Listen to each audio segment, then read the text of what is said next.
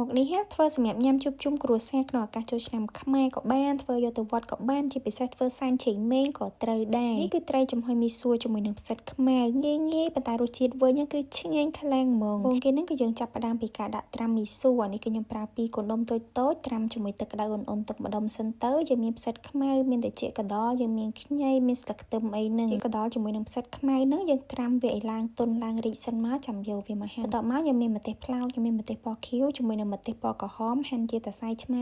ខ្ញីមួយកូនដុំស្លឹកខ្ទឹមជាមួយនឹងជីវ៉ាន់ស៊ុយអានេះគឺខ្ញុំយកផ្នែកឬវាសម្រាប់ដាក់ទៅក្នុងពោះត្រីបងប្អូនដើម្បីឲ្យវាកាត់ក្លិនសម្រាប់ត្រីបងប្អូនចង់ប្រើត្រីអីផ្សេងពីខ្ញុំក៏បានដែរបន្ទាប់មកគឺខ្ញុំមកលាយទឹកគ្រឿងឲ្យហើយដំបូងគេនឹងគឺយើងប្រើទឹកស៊ីអ៊ីវ4ស្លាបព្រាបាយប្រេងខ្យង2ស្លាបព្រាបាយស៊ីអ៊ីវខាប់1ស្លាបព្រាបាយម្សៅស៊ុបកន្លះស្លាបព្រាកាហ្វេប៊ីចេងកន្លះស្លាបព្រាកាហ្វេស្ករ1ស្លាបព្រាកាហ្វេកន្លះម្រេចបន្តិចជាមួយនឹងទឹកឆ្អិនដាក់ចូលហើយកូរច្បល់ហើយគ្រឿងទាំងអស់ហ្នឹងគឺភ្លក់បានទេបងប្អូនភ្លក់មើលហើយថែមថយតាមចំណង់ចំណូលចិត្តទៅហើយចាំយើងយកមីសួរផ្សិតខ្មៅជាមួយនឹងទៅជាកដលបន្លែដែលយើងហាន់ឆ្មាមិញហ្នឹងយកមកប្រឡាក់ជាមួយទឹកគ្រឿងប៉ុន្តែប្រឡាក់តែ5-6ស្លាបព្រាបានហើយបងប្អូនកុំដាក់ទាំងអស់ត្រីយើងដាក់គ្រឿងកាត់ក្លិនទាំងប្រមាណមុខហ្នឹងចូលទៅក្នុងពោះវាអស់មកណាបងប្អូនមានដូចជាខ្ញីមានដូចជាស្លឹកខ្ទឹមជាមួយនឹងរសជីវ៉ាន់ស៊ុយនេះបន្ទាប់មកចាំយើងយកត្រីនឹងប្រឡាក់ជាមួយទឹកគ្រឿងទាំងសងខាងការរៀបចំដាក់ចំហុយវិញយើងរៀបចំផ្នែកមីសួរដាក់ផ្នែកបាតយើងយកត្រីដាក់ពីលើហើយមីសួរដែលនៅសល់ខ្លះទៀតយើងរៀបដាក់ពីលើមកចាំយើងរៀបចំដាក់ចំហុយសម្រាប់ការចំហុយនេះគឺយើងប្រើភ្លើងល្មមទេណាបងប្អូនអត់ក្តៅខ្លាំងពេកទេប្រហែលជាខ្ទង់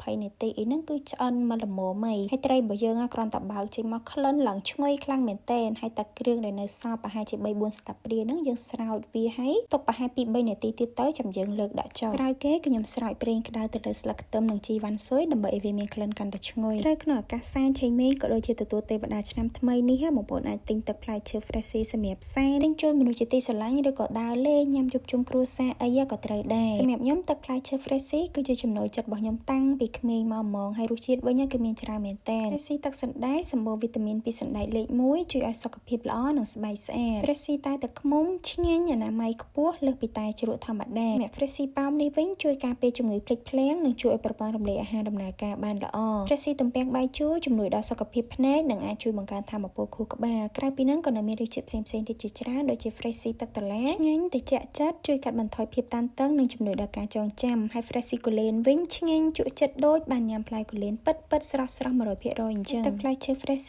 ក៏ជាផលិតផលក្នុងស្រុកដែរអញ្ចឹងបើសិនជាបងប្អូនស្រឡាញ់សុខភាពស្រឡាញ់សេដ្ឋកិច្ចជាតិញ៉ាំទឹកផ្លែឈើ fresh ទាំងអស់គ្នាហើយវីដេអូរបស់ខ្ញុំក៏មានតែប៉ុណ្្នឹងដែរបងប្អូនមើលហើយកុំភ្លេចធ្វើតាមផង